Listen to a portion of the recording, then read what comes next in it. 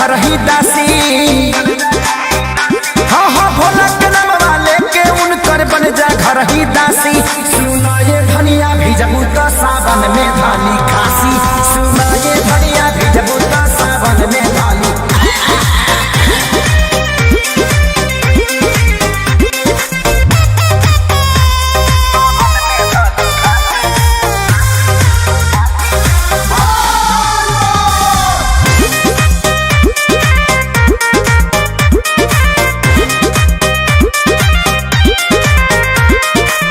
जाए खाती देव घर ऐसे कर जनी जिद हो।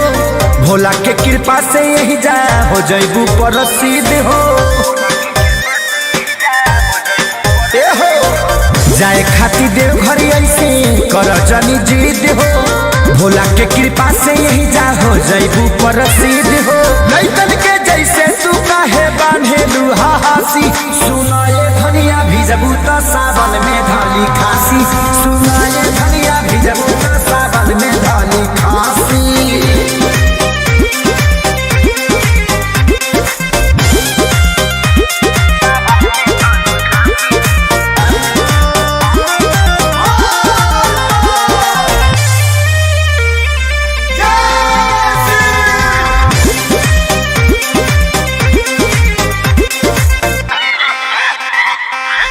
यादो मुकेश सोनू अपना में हार के अरे जा रहेली यही से संभार के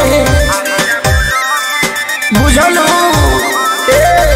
यादो मुकेश सोनू अपना में हार के अरे जा रहेली यही से संभार के।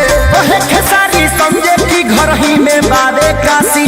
सुना ये धनिया भिजबू तो सावन में धानी खासी।